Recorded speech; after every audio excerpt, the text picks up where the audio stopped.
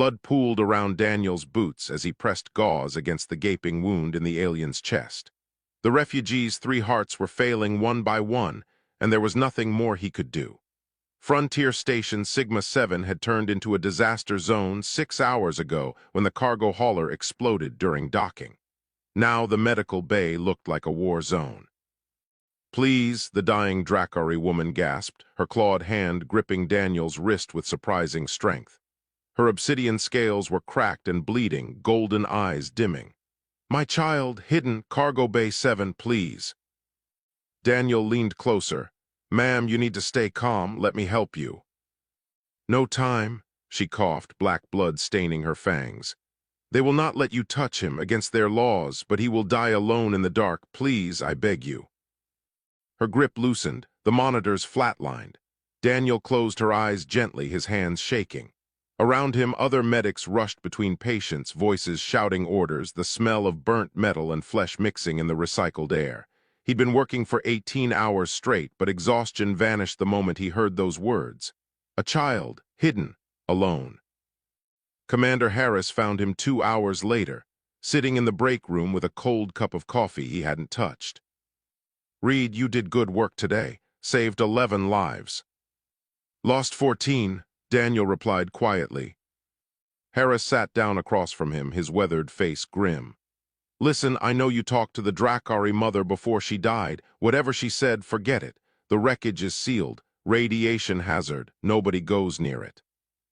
Daniel looked up. "There might be survivors. Our scanners would have picked them up. Besides, the Dracari Elder Council sent a message.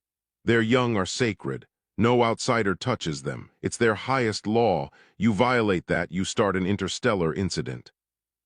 Even if a child is dying." Harris stood, placing a hand on Daniel's shoulder. "Especially then.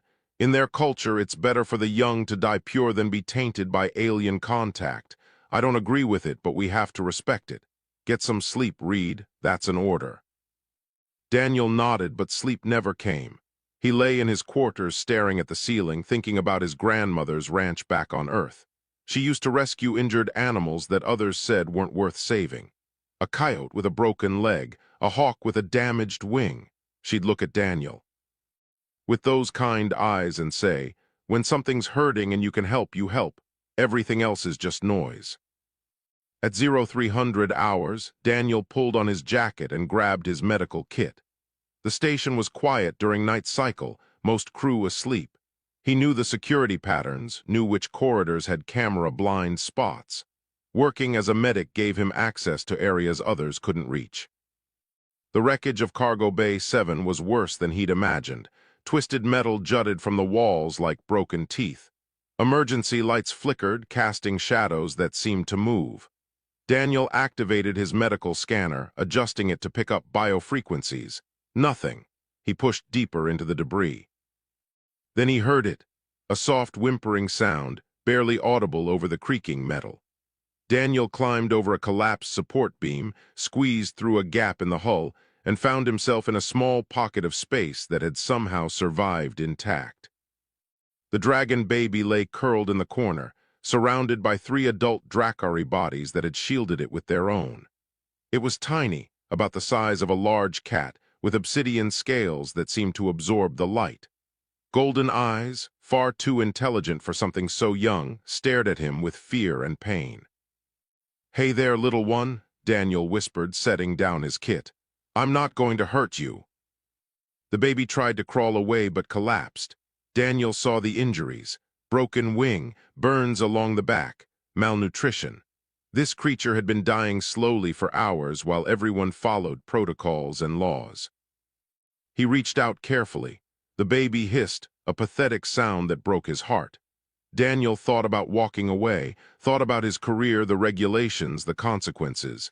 Then he thought about his grandmother and stopped thinking altogether. His hand touched warm scales. The moment skin met scale, golden light exploded between them. Daniel gasped as warmth flooded up his arm, spreading through his chest, wrapping around his heart. The baby's eyes widened, the fear vanishing, replaced by something else. Recognition, connection, home. The light faded, leaving a glowing mark on Daniel's palm. a symbol he'd never seen before, pulsing with soft golden luminescence. The baby chirped, crawling into his arms, curling against his chest. Daniel felt its pain like his own, felt its fear dissolve into tentative hope. Alarms shrieked through the station. Red emergency. Lights activated. Heavy boots thundered through the corridors toward his location. Daniel wrapped the baby in his jacket, cradling it gently as security burst through the wreckage, weapons drawn. Commander Harris arrived moments later, his face pale with fury and fear. Behind him came a figure Daniel had never seen before. A Dracari elder, tall and ancient, scales like polished midnight, eyes that had witnessed centuries.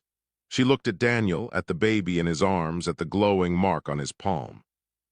Her voice was soft as falling ash and hard as stone. "You have doomed yourself, human. The child has chosen you. Now you both belong to neither world." Daniel looked down at the baby, feeling its tiny heartbeat against his chest, feeling the bond humming between them like a living thing. He met the elder's gaze without flinching. "I'm a medic," he said simply. "I don't abandon patients." The detention room smelled like disinfectant and recycled air. Daniel sat on the medical cot, his hands still glowing with that strange golden mark, watching through the transparent barrier as the dragon baby paced in the containment field 3 meters away. Ash. He'd named him Ash in his head during the long hours of interrogation. The baby kept looking at him, making soft, distressed sounds that Daniel felt in his bones. "He won't eat," the station doctor said, checking monitors. "Won't let anyone near him. His vitals are dropping." Daniel pressed his palm against the barrier. Ash rushed to the other side, pressing his small face against the energy field, chirping desperately. The ache in Daniel's chest intensified. He knew somehow that the baby was fading without him. The door opened. Commander Harris entered with the Dracari elder and a woman Daniel recognized as Captain Rodriguez from the Horizon Dawn, the medical frigate he'd been assigned to before this disaster. The elder moved close to the barrier, studying Ash with unreadable eyes. "I am Grandmother Sira. I speak for what remains of the Dracari people. Explain to me, young human, why you violated our most sacred law." Daniel stood, meeting her gaze. "I heard a dying mother beg me to save her child. I'm a medic. What else could I do?" "Follow orders," Harris snapped. "Follow regulations, not destroy your career and create an interstellar incident."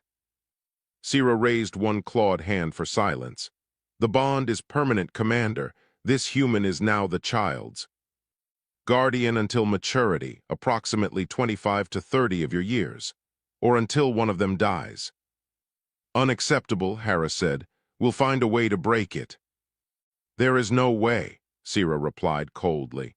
"It is genetic, written into our very cells, a survival mechanism from when my species numbered in the billions instead of dozens." Captain Rodriguez stepped forward, her dark eyes assessing Daniel carefully. "What do you want to do, Reed?" "I want to keep him safe." "You understand what you're agreeing to? This isn't a pet. This is a lifelong commitment to an alien child you know nothing about." Daniel looked at Ash, who had stopped pacing and was staring at him with those impossibly intelligent golden eyes. The bond hummed between them, and he felt the baby's fear, its confusion, its desperate need. It reminded him of every injured animal his grandmother had brought home, every creature others had called hopeless. "I understand." Harris slammed his hand on the table. "This is insane. Reed, you're 24 years old. You're throwing away your future for a creature that will make you an outcast." "He has a name," Daniel said quietly. "I call him Ash." Sira's scaled face showed the first hint of expression. Surprise, perhaps, or respect. "You named him already. Interesting. Tell me, Daniel Reed, what would you do if the child attacked another crew member, if his instincts turned violent?" "Train him, teach him control." "What if he rejected your teaching? What if he chose to leave you?" "Then I'd let him go. Love isn't chains." "What if keeping him put your ship in danger? Would you sacrifice him for the greater good?" Daniel's jaw tightened. "I'd find another way. There's always another way." Sira studied him for a long moment. Around them, the medical bay continued its rhythm. Through the viewport, the damaged cargo hauler was being dismantled by repair crews. Finally, the elder spoke. Most humans would have given me the answers they thought I wanted to hear. You gave me truth, foolish truth, but truth nonetheless. She turned to Harris. I will support the humans' claim to guardianship, but understand, Commander, what he has bonded with. That child is not just any Drakari. He is the last of the royal bloodline. His mother was a princess. His father died defending her during the attack. The room fell silent. Harris looked like he'd been struck. Rodriguez's eyes widened. Daniel just felt confused. What does that mean? He asked. It means, Sira said, that you have become guardian to the future of our species. It means every Drakari in the galaxy will be watching you. It means the Galactic Council will want to study you both. It means you have made yourself a target for those who hate what you represent. She paused. It also means you have 6 months to prove a human can raise a Drakari properly, or the child will be taken to a preservation facility where he will be raised by machines and protocols.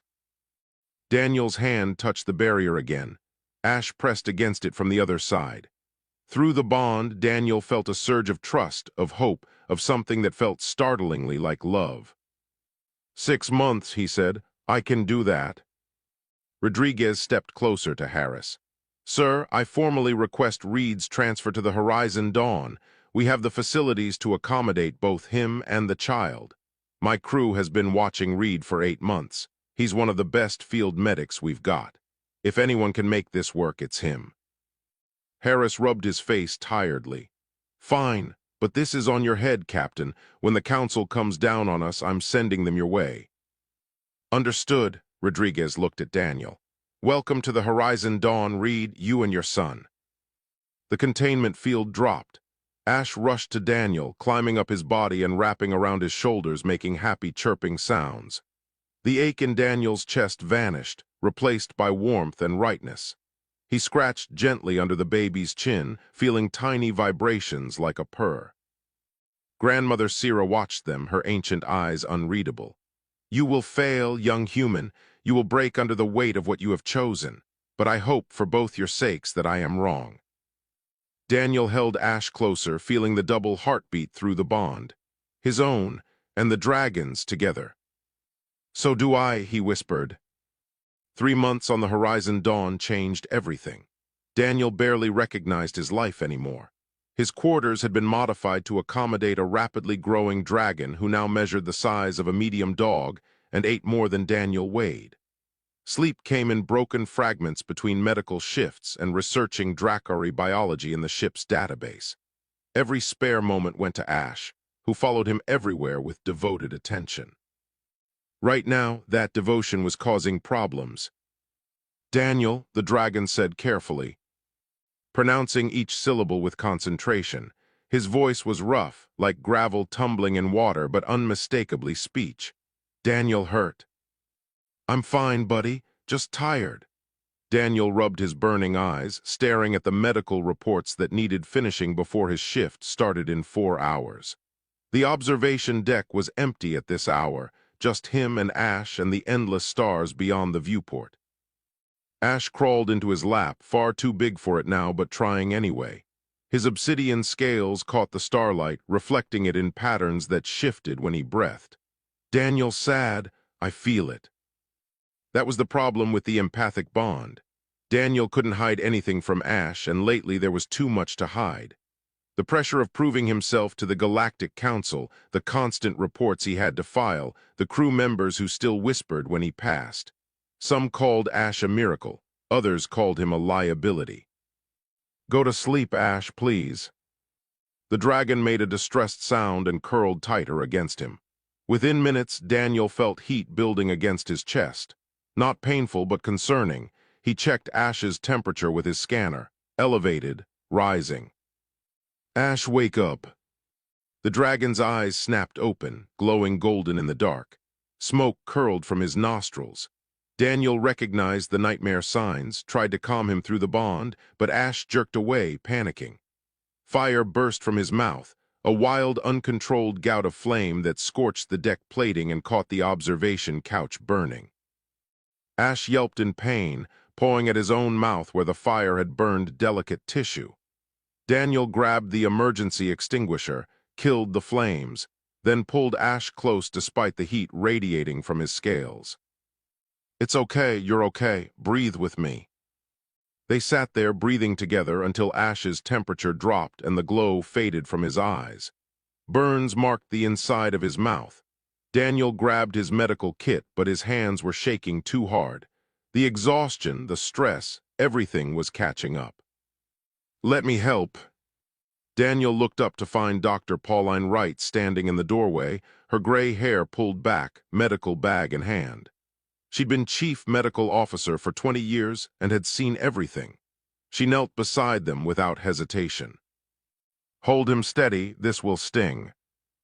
Together they treated Ash's burns. The dragon whimpered but stayed still, trusting them.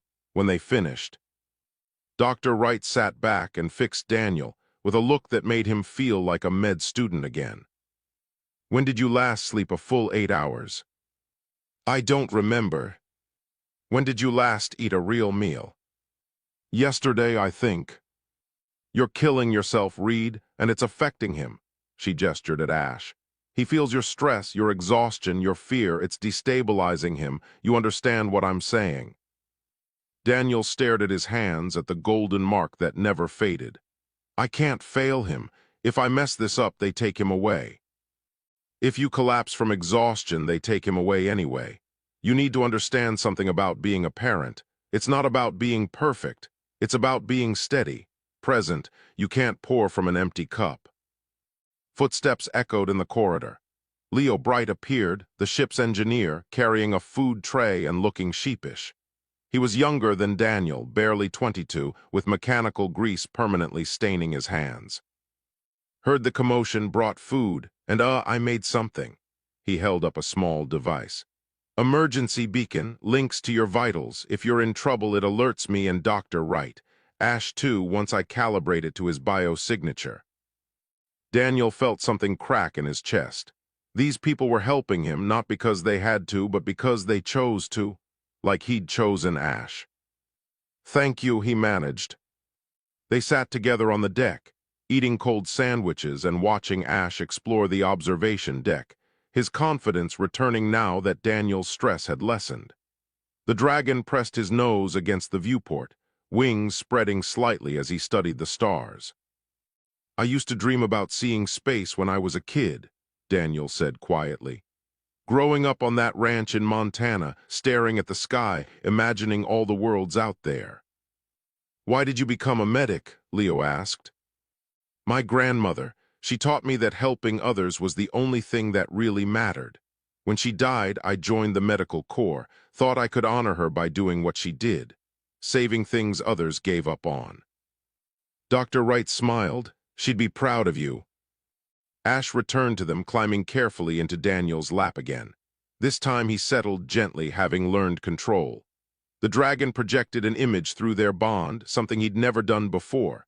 A memory, his mother's face, her final thoughts not of fear or pain, but of love, hope, a prayer that someone kind would find her child. Daniel understood then. Ash hadn't chosen him randomly. The bond recognized something, some quality that matched what the baby needed, and what Daniel needed too: purpose, family, a reason to be more than he'd been. "I won't let you down," Daniel whispered, scratching under Ash's chin.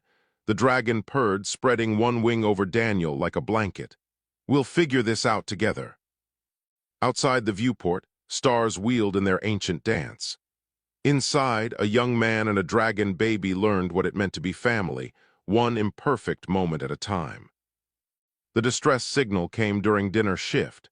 Daniel was teaching Ash to eat properly instead of just inhaling his food when the ship's alarms triggered. Captain Rodriguez's voice cut through the noise, calm but urgent. "All hands battle stations, raiders inbound, ETA 12 minutes. The mess hall erupted into controlled chaos. Crew members rushed to their posts. Daniel grabbed Ash, who was now the size of a large dog with a wingspan approaching 6 feet, and headed for medical bay. His stomach twisted with dread. "Daniel scared," Ash said, trotting beside him. I feel it.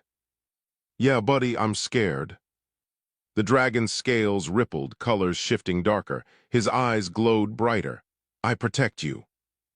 No, you stay in Medical Bay where it's safe. Medical Bay was already filling with crew preparing for casualties.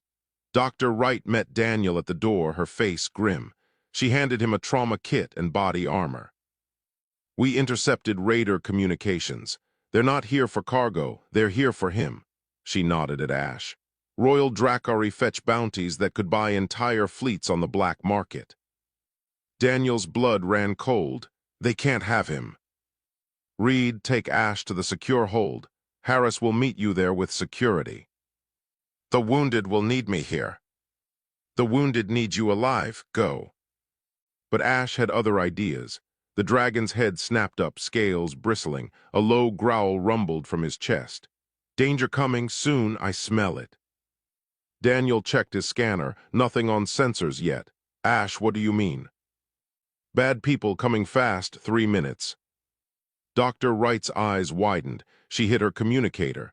Captain, the dragon says 3 minutes, not 12.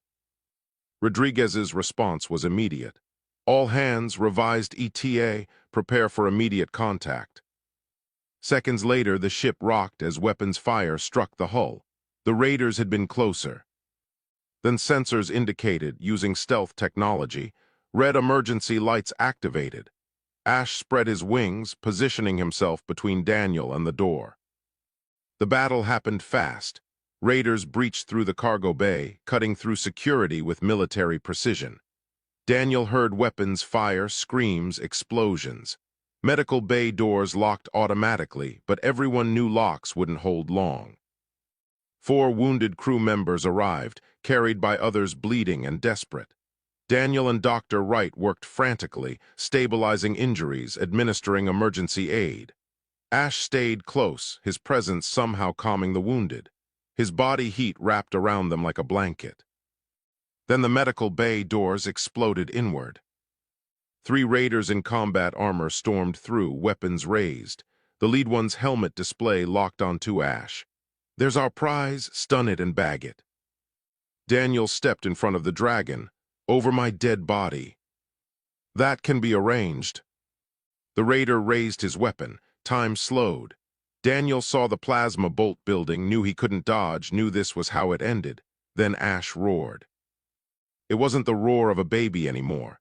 It was thunder and fury, an ancient power condensed into sound. The dragon launched himself at the raiders with speed that shouldn't have been possible. Fire erupted from his mouth in controlled bursts, melting weapons, driving the attackers back. But these were professionals. They adapted, spread out, tried to flank. One fired a net designed to capture large creatures. Ash dodged, but it tangled around Daniel instead, electrical current stunning him to the ground. Through the bond, Daniel felt Ash's terror transform into rage. The dragon's eyes blazed like stars.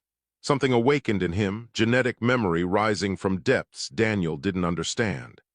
Ash moved like he'd been born fighting, coordinating attacks with tactical intelligence that terrified even Daniel. The raiders retreated under the assault, but one got a lucky shot. Plasma struck Ash's wing, burning through delicate membrane. The dragon shrieked in pain. Daniel, still tangled in the net, watched helplessly as the injured raider aimed for another shot at Ash's head. Leo Bright appeared from nowhere, tackling the raider. They struggled. The weapon discharged wild, hitting the medical bay wall. Leo grabbed a surgical laser, used it to cut Daniel free. Get him out of here, Leo gasped, holding off the raider. Daniel stumbled to Ash, who was trying to fly on a damaged wing. Blood dripped from burns, but his eyes were still blazing, still ready to fight. Daniel hurt. I'm fine, we need to go. Security arrived, driving the remaining raiders back. But the attack wasn't over. More breach pods attached to the hull. This wasn't a raid, it was an invasion. Captain Rodriguez's voice echoed through the ship. All personnel fall back to secure sections. Prepare to abandon ship. Daniel refused to move. Wounded crew members filled the medical bay, people who would die if left behind. Dr. Wright was working on a critical patient. hands bloody, face determined. "I'm not leaving them," Daniel said. Ash limped to his side, favoring the injured wing. "We protect family." Something in those words steadied Daniel. He grabbed supplies, organized the remaining crew into triage teams. Ash, despite his pain, used his fire breath to seal damaged bulkheads, buying them time. The dragon worked alongside humans as if he'd always been part of the crew, his intelligence and courage inspiring everyone. The battle lasted 43 minutes. Horizon Dawn's security, reinforced by a surprise arrival of the Drakari patrol ship that Grandmother Sira had sent, finally drove the raiders to retreat. But the cost was high. 12 wounded, 3 dead, and extensive damage to the ship. Daniel sat in the ruined medical bay, holding Ash while Dr. Wright treated the dragon's burns. His hands wouldn't stop shaking. Ash had been magnificent and terrifying. Watching him fight had shown Daniel the truth he'd been avoiding. This baby was growing into something powerful, something dangerous, something that could hurt people if Daniel failed to teach him control. "I'm afraid," Daniel whispered into Ash's scales. "Not of you, for you. What if I can't give you what you need?" Ash pressed his head against Daniel's chest. "You already did. You gave me love, everything else we learned together." Through the bond, Daniel felt the dragon's absolute trust, and somehow that was more terrifying than any raider. Sanctuary Station floated in neutral space like a monument to dying dreams. Daniel pressed his face against the transport shuttle viewport, watching the massive structure grow larger. Beside him, Ash shifted nervously. The dragon was adolescent now, the size of a small horse with wings that could span 20 feet when fully extended. His scales had deepened to polished obsidian, shot through with veins of gold. "Too many Drakari," Ash said quietly, his improved speech still carrying that gravelly edge. "I can feel them, they're all sad." Daniel squeezed the dragon's front leg gently. "We don't have to do this." "Yes, we do. I need to know where I come from, who I am." Grandmother Sira met them at the docking bay. She looked older than Daniel remembered, her scales dulled with age. Behind her stood 11 other Drakari, all elders, all watching Ash with expressions Daniel couldn't read. Hope, desperation, fear. The shuttle doors opened. Ash hesitated. Through their bond, Daniel felt the dragon's terror mixing with curiosity. He stepped forward first, and Ash followed, staying close to his side. "Welcome, child of the royal line," Sira said formally. "Welcome home." "This isn't his home," Daniel said before he could stop himself. "The Horizon Dawn is his home." One of the elders hissed, scales bristling. "You overstep, human. The child belongs with his people." "I belong with Daniel," Ash said firmly, surprising everyone. His voice carried authority that hadn't been there before. "He is my family." The tension crackled. Sira raised one clawed hand for peace. "Come, there is much to discuss, much you both must learn." The next 3 days were a storm of information, tradition, and impossible expectations. Daniel learned the truth about ancient human-Drakari partnerships, saw historical records of the alliance that had been lost to time. Humans had been explorers and healers. Drakari had been protectors and builders. Together, they'd explored galaxies, created wonders, until war destroyed everything. "Your DNA carries markers of our genetic manipulation," Sira explained, showing him scan results. "Humanity was designed to be compatible with us, companions, partners. Ash didn't choose you randomly. He recognized what you were meant to be." Daniel felt sick. "You're saying humans were created as servants?" "As equals, as family. The manipulation was invitation, not slavery. Those who wished could bond, those who didn't remained free. But after the wars, the knowledge was lost. Now only traces remain in rare individuals." She showed him 3 other humans on the station, all carrying similar genetic markers. Daniel met them. 2 were scientists studying Drakari culture. 1 was a security officer. All had refused bonding opportunities. With young Drakari, calling it unnatural, dangerous, an invasion of autonomy. "The bond steals your freedom," one scientist said harshly. "You become their servant." Daniel thought about the bond he shared with Ash, the way it let them understand each other, support each other. It had never felt like slavery, it felt like belonging. Meanwhile, Ash struggled under different pressures. The Dracari Council wanted him to perform in a coming-of-age ceremony, demonstrating royal powers he'd never been trained to use. They expected dominance displays, shows of strength, the ability to command lesser beings through force of will. Daniel found Ash alone in the observation chamber the night before the ceremony, wings wrapped tight around himself. "I'm going to fail," the dragon whispered. "I don't know how to do what they want. I don't feel like a king, I just feel like me." "Then be you. That's all you need to be." "What if that's not enough?" Daniel sat beside him, placing his hand on the dragon's scaled neck. "When we first bonded, everyone said it was wrong, impossible, that we'd fail. But we didn't fail because we tried to be what they wanted. We succeeded because we were ourselves." The ceremony took place in the Grand Hall, with hundreds watching through holographic feeds. Dracari from across the galaxy, human diplomats, Galactic Council observers. The pressure was suffocating. Ash entered the ceremonial circle alone. The elders called for displays of power, fire, intimidation, dominance. The dragon tried. He breathed fire, but it was controlled, careful, nothing like the wild destruction expected of royalty. He spread his wings, but the gesture looked protective, not threatening. The disappointment was visible. Ash began to panic, his scales shifting colors, smoke curling from his nostrils. Daniel felt the dragon's fear through the bond, felt him starting to break under impossible expectations. He didn't think, he just moved. Daniel walked into the sacred circle, breaking every protocol. Gasps echoed through the hall. He placed his hand on Ash's head, sending calm through their bond. "You don't have to be what they want, just be yourself." Ash looked up at him, golden eyes wide. Then the dragon closed his eyes and let his true power manifest. Warmth spread from Ash in waves, not burning but healing. Daniel felt it washing over him, gentle and profound. Around the hall, people gasped. Warmth touched everyone, easing pain, calming fear, connecting them all in a moment of pure empathy. This was Ash's royal power, not destruction, creation, not dominance. Unity. The bond between him and Daniel had shaped the dragon differently, created something new from something ancient. The elders stood in shocked silence. Grandmother Sira stepped forward, tears marking her scales.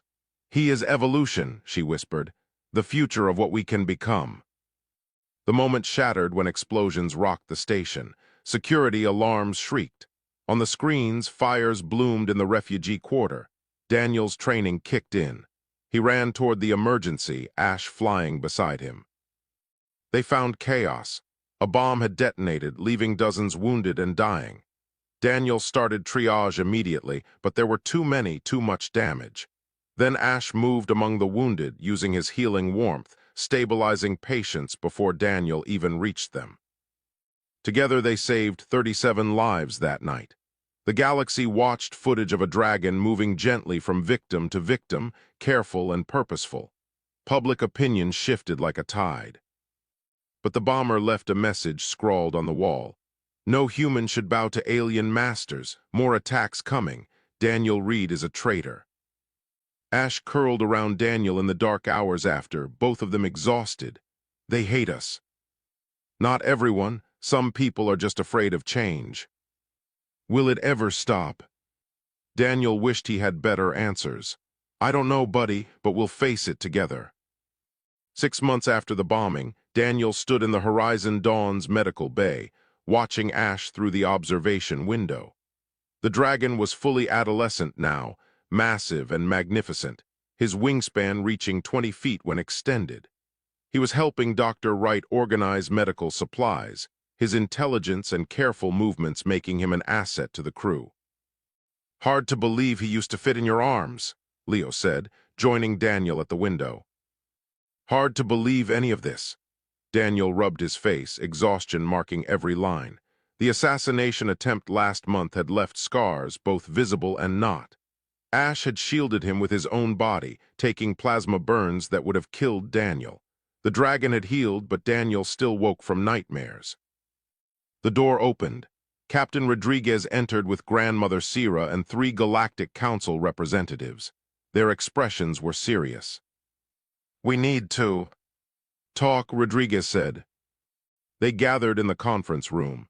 Sierra spoke first. "The extremist coalition has planned coordinated attacks on 5 integration sites. They want to destroy everything you and Ash represent. The Galactic Council wants you both hidden in protective custody until the threat passes." Daniel looked at Ash, who had insisted on attending despite the dragon's size making the conference room crowded. "What do you think, buddy?" "Running doesn't stop hate," Ash said, his voice deeper now but still carrying that rumbling quality. "Someone has to stand and show there's another way." One council representative shook his head. "Your targets, both of you, hiding is the logical choice." "Logic isn't always right," Daniel replied. "We've been hiding from this problem for months. Maybe it's time to face it." Dr. Wright leaned forward. "If you're going to make a stand, do it smart. Use what makes you special. Ash's empathic abilities could create an early warning network. Link him with other empathic species. Coordinate defense." Leo nodded eagerly. "I can build communication relays, make sure every site stays connected. We protect each other." Captain Rodriguez studied them all. "You understand what you're proposing. This isn't just defense. This is making yourselves bait, drawing the attack to us." "The Horizon Dawn has the best medical facilities," Daniel said. "The best crew. If we're going to make a stand, make it here, make it count." The attacks came 3 days later, coordinated and vicious. But Ash's network held. The dragon had linked with 4 other empathic species across the integration sites, creating a living web of awareness. When extremists struck at Sanctuary Station, Ash felt it instantly and warned the others. The battle for Horizon Dawn was fierce. Raiders and extremists breached the hull in 3 places. Daniel worked in the medical bay, treating wounded while Ash coordinated defense through the empathic network. The dragon's presence was everywhere, his consciousness touching hundreds of minds, showing them how to work together. Daniel saw it happen through their bond. Humans fighting alongside Dracari, insectoid species protecting mammalian ones, crystalline beings sharing sensor data with organic crews. Species that had never cooperated before moved as one coordinated unit, guided by Ash's empathic network. The extremists had expected chaos. They found unity. But victory came with a cost. A plasma blast breached the medical bay. Daniel threw himself over a wounded crew member, felt the heat, knew this was the end.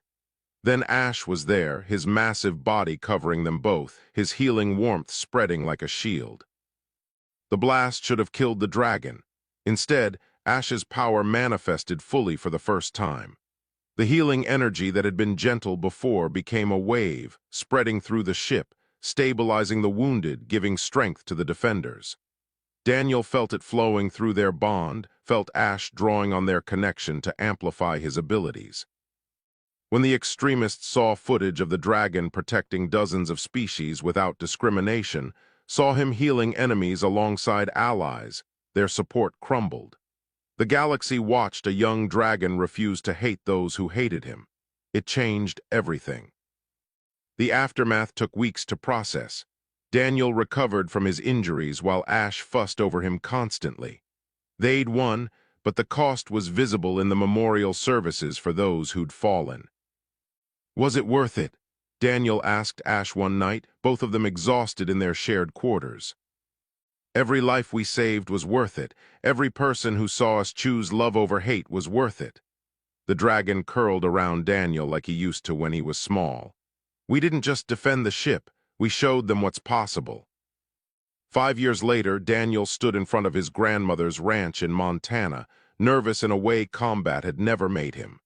Ash landed beside him, full-grown now but still choosing to stay close. The dragon was technically mature, free to leave if he wanted. He never did. The front door opened. Daniel's elderly grandmother stepped out, her face weathered and kind. She'd seen the news, watched the battles, knew what her grandson had become. She walked straight to Ash without hesitation and placed her hand on his scaled face. "You brought home family," she said simply. "That's all that matters." Ash spread his wings over the ranch house in a gesture of protection and belonging. Through their bond, Daniel felt the dragon's contentment, his joy, his absolute certainty that this was right. They stayed for 2 weeks. Grandmother taught Ash about earth animals, laughed when the massive dragon helped birth a calf with surprising gentleness. She told Daniel stories about the creatures she'd saved over the years, the ones everyone said weren't worth the effort. "You were always like me," she said one evening watching Ash play with her dogs. "Seeing the value in things others overlooked, I'm proud of you. I just followed my instincts. The best things in life come from following your heart instead of rules." She squeezed his hand. "That dragon chose well." When they left, Daniel looked back at the ranch, at his grandmother waving goodbye. Ash nudged him gently. "You okay?" "Yeah," Daniel placed his hand on the dragon's neck, feeling the bond that had changed his life. "I'm exactly where I'm supposed to be." They flew back to the Horizon Dawn together, where 20 new bonded pairs waited for guidance, where Captain Rodriguez had a dozen missions lined up, where Dr. Wright was training the next generation of integration medics. They'd been warned not to touch the dragon baby. Daniel had picked him up and never looked back. And he never would.